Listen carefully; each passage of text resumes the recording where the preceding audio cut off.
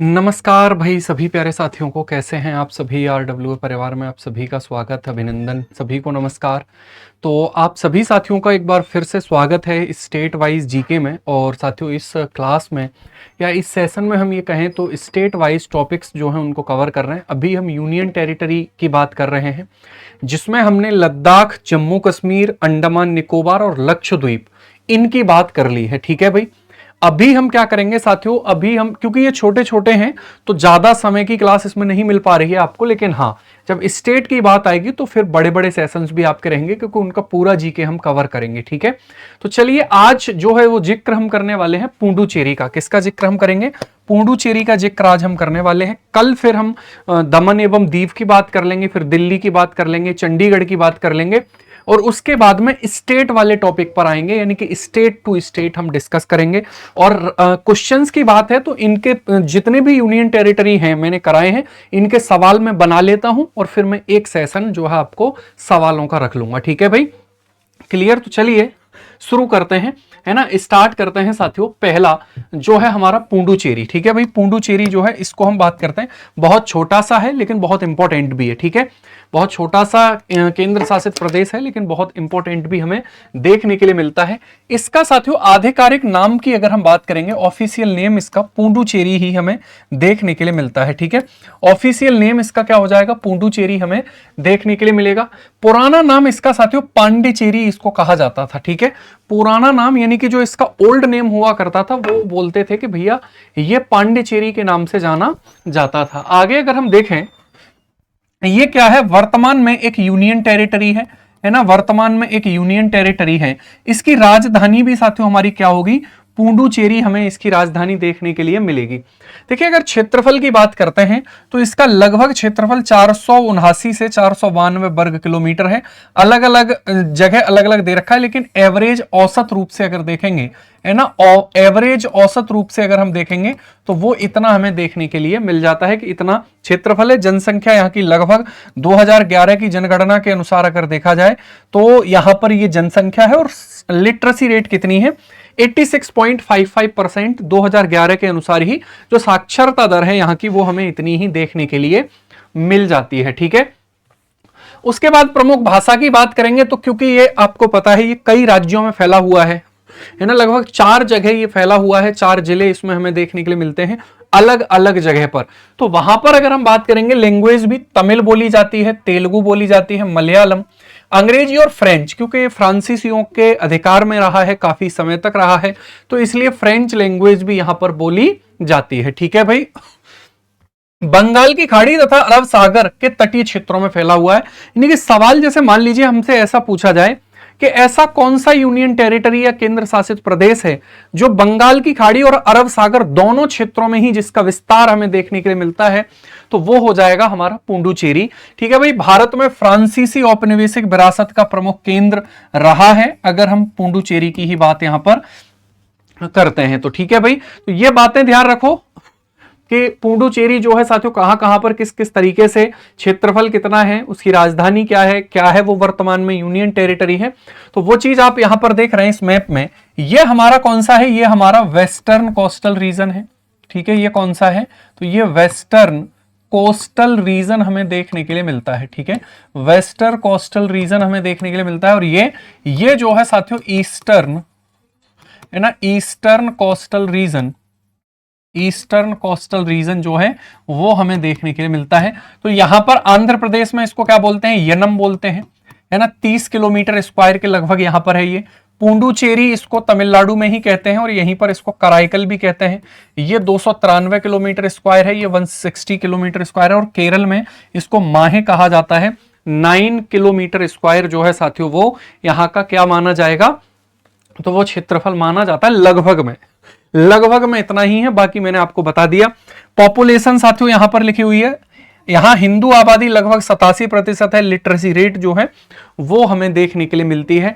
तो ये अरब सागर और बंगाल की खाड़ी, अरब सागर और बंगाल की खाड़ी के तटीय प्रदेशों में जुड़ा हुआ एक द्वीपीय जो है साथियों यूनियन टेरिटरी है, जो अलग अलग क्षेत्रों में फैला हुआ है। ठीक है, अगर हम पुडुचेरी की बात करते हैं, मुख्य और राजधानी, यार मुख्य क्षेत्र है और राजधानी क्षेत्र भी है, मुख्य क्षेत्र भी है और राजधानी क्षेत्र भी हमें यहां पर इसको देखने के लिए मिलेगा। ठीक है भाई, तमिलनाडु से घिरा हुआ है चारों तरफ से, पूर्व में बंगाल की खाड़ी है और यह कोरोमंडल तट पर हमें देखने के लिए मिलता है। यानी कि अगर आप देखोगे पुडुचेरी के बारे में तो साथियों ये जो है, ठीक है, ये जो है हमें इस तरीके से यहां पर देखने के लिए मिलता है। ठीक है, इस तरीके से हमें यहां पर देखने के लिए मिलता है तमिलनाडु में, और ये मुख्य राजधानी क्षेत्र भी हो जाएगा और यहीं पर अगर हम बात करेंगे तो पुडुचेरी हमें देखने के लिए मिलता है। ठीक है भाई, तो ये तो पुडुचेरी हो गया। उसके बाद पूछता है कराईकल के बारे में। कराईकल पुडुचेरी के मुख्य क्षेत्र से लगभग 130 से 150 किलोमीटर दक्षिणी भाग में हमें देखने के लिए मिलता है कराईकल, यानी कि पुडुचेरी के मुख्य क्षेत्र से। यानी कि यहां से अगर हम नीचे की तरफ जाएंगे तो 150 से लेकर के 130 किलोमीटर तक हमें देखने के लिए मिलता है। ये दोनों भी कहां पर होंगे? तमिलनाडु में होंगे। ठीक है, ये दोनों कहां पर होंगे? तो ये दोनों हमें तमिलनाडु में ही देखने के लिए मिलते हैं। तमिलनाडु के भीतर स्थित है। ठीक है, कहां पर स्थित होगा? तो तमिलनाडु के अंदर ही स्थित होगा। कावेरी डेल्टा क्षेत्र से संबंधित है। तो सवाल पूछ ले हमसे कि पुडुचेरी का कौन सा हिस्सा जो है साथियों वो कावेरी डेल्टा के प्रदेश में स्थित है, तो आप बोलेंगे सर कराईकल स्थित है। ठीक है भाई, कौन सा स्थित है? कराईकल स्थित है। ये मोस्ट इंपॉर्टेंट पॉइंट है, इसको ध्यान रखो। ठीक है, पुडुचेरी का कौन सा हिस्सा कावेरी नदी के डेल्टा में हमें देखने के लिए मिलता है, तो आप बताएंगे साथियों वो हमारा कौन सा हो जाएगा? तो वो हमारा कराईकल हमें देखने के लिए मिलेगा। फिर एक आता है माहे। माहे की बात करेंगे तो भारत के पश्चिमी तट पर स्थित है, केरल से घिरा हुआ है और यह कहां पर स्थित होगा? तो मालाबार कोस्ट पर स्थित होगा। ये कहां पर स्थित है?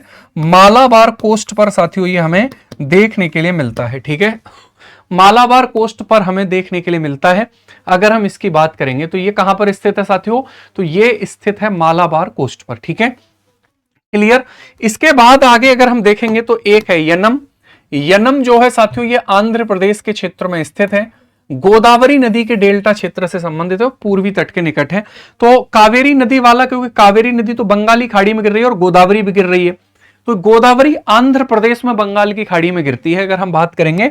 ठीक है भाई, तो जैसे पूछ लिया हमसे, मान लीजिए कि भैया बताइए बंगाल की खाड़ी में पुडुचेरी के कौन कौन से हिस्से हैं, तो बंगाल की खाड़ी में एक तो यनम हो गया है ना, एक पुडुचेरी हो गया और एक कौन सा हो गया? कराईकल हो गया। ये तीन है।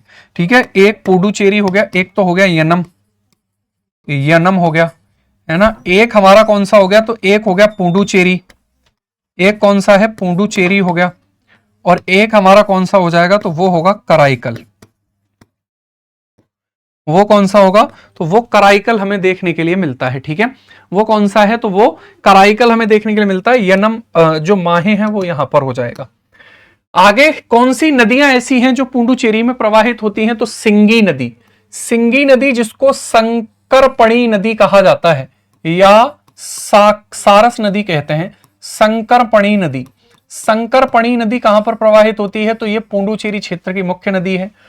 पेन्नार नदी या पोन्नेयार नदी है ना, पेन्नार नदी या फिर पोन्नेयार नदी जो है साथियों वो भी यह भी इस क्षेत्र की प्रमुख नदी है। अरियाकुप्पम नदी जिसको पुडुचेरियर नदी के नाम से जाना जाता है, यह अरियाकुप्पम क्षेत्र से होकर बहती है और पुडुचेरी के जल संसाधनों में योगदान देती है। इंपॉर्टेंट रिवर है, ध्यान रखेंगे। ठीक है, एक है पोबियार नदी जिसको पुडुचेरियर इसको भी कहते हैं, पुडुचेरी के इलाकों में बहती है, और गौतम घट्ट नदी जो है साथियों वो यहां पर प्रवाहित होती है। तो कौन कौन सी हो गई? सिंगी नदी, सिंगी खंबान नहीं है, वो अलग है, वो सिंधु नदी संबंधित है। सिंगी नदी जिसको संकरपणी नदी कहते हैं, पुडुचेरी की प्रमुख नदी है। पेन्नार या पोन्यार नदी ये बंगाली खाड़ी में गिरती है। ठीक है भाई, उसके बाद अरियाकुप्पम नदी हो गई और पोबियार नदी हो गई, और जो है साथियों कौन सी? गौतम घट्ट नदी जो है वो यहाँ की प्रमुख नदियां हमें देखने के लिए मिलती हैं। ठीक है, ये नदियां यहां पर प्रवाहित होती हैं। देखो ये इंपॉर्टेंट है, यहां से सवाल बन सकता है आपका। पुडुचेरी का इतिहास काफी प्राचीन है। यहां अरियान कुप्पम के पास स्थित अरिकामेडु, अरिकामेडु सबसे जो है महत्वपूर्ण पुरातात्विक स्थल माना जाता है, अरिकामेडु। तो सवाल पूछा जाए कि अरिकामेडु नामक जो अगर हम बात करेंगे पुरातात्विक क्षेत्र जो है साथियों, वो हमें क्या देखने के लिए मिलती है, या फिर अरिकामेडु आर्कियोलॉजिकल साइट जो है साथियों, वो आपको ये दिखाई दे रही है। ठीक है भाई, तो ये कहां पर स्थित है, ये पुडुचेरी में ही स्थित है। अरिकामेडु महत्वपूर्ण क्यों है, तो अरिकामेडु भारत और रोमन संसार के बीच में समुद्री व्यापार का महत्वपूर्ण केंद्र माना जाता था।